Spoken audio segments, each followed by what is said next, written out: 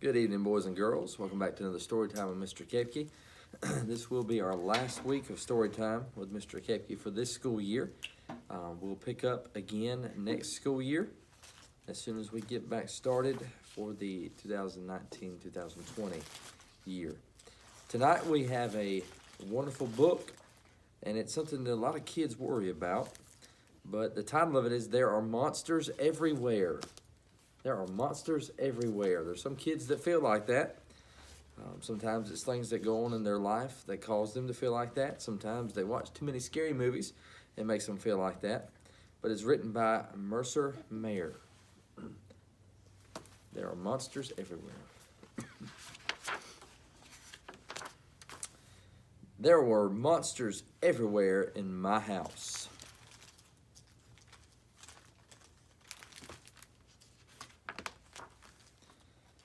They would hide when my mom was around.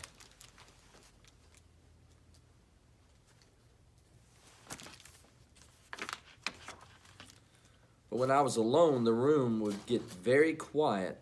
I just knew the monsters were going to jump out. Dad said there weren't any monsters. He was wrong.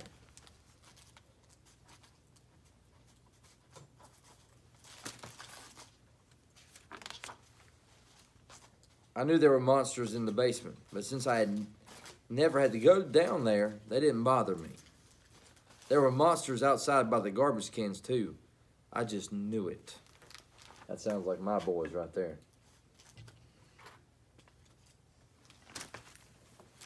They hate taking the trash out when it's dark. Dad had to watch me when I took out the trash, otherwise I might not ever return.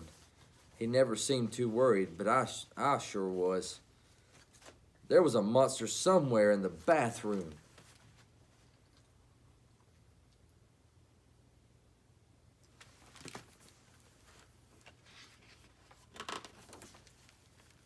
I just knew he was there whenever I shampooed my hair. Sometimes I thought I heard him breathing, but he vanished whenever I looked.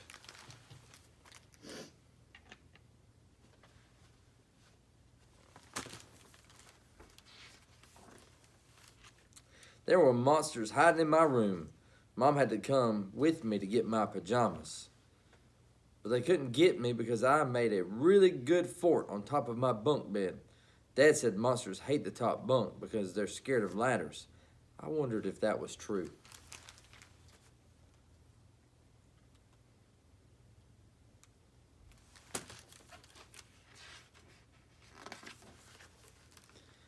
I was really getting tired of being pushed around by a bunch of monsters. Then I saw a sign for karate classes. All ages. That means me, I thought.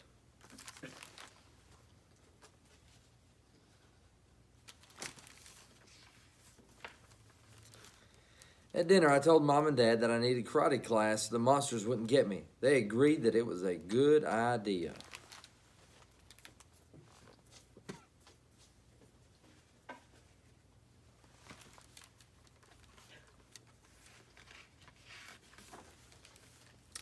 Karate was fun. I learned all sorts of great looking scary moves.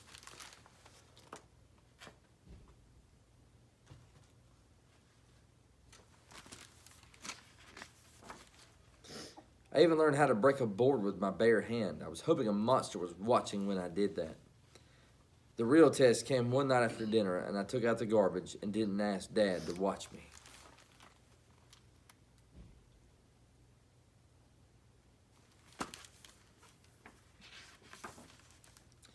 I could tell they were out there waiting. I gave a loud karate yell and kicked the garbage can. I think I made my point.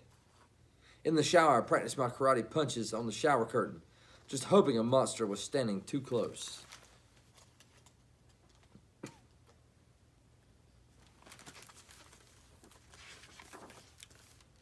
Later, I jumped into my room and took the most ferocious karate position I knew.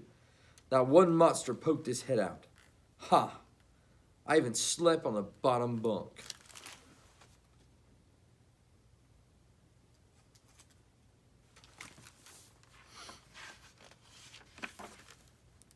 The next day I went down to the basement. I didn't want the monsters down there to think I was letting them off the hook.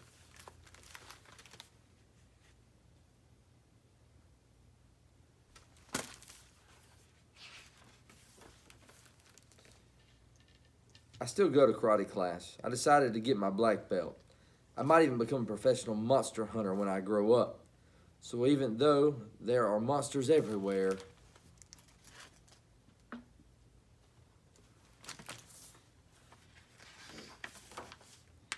I don't care.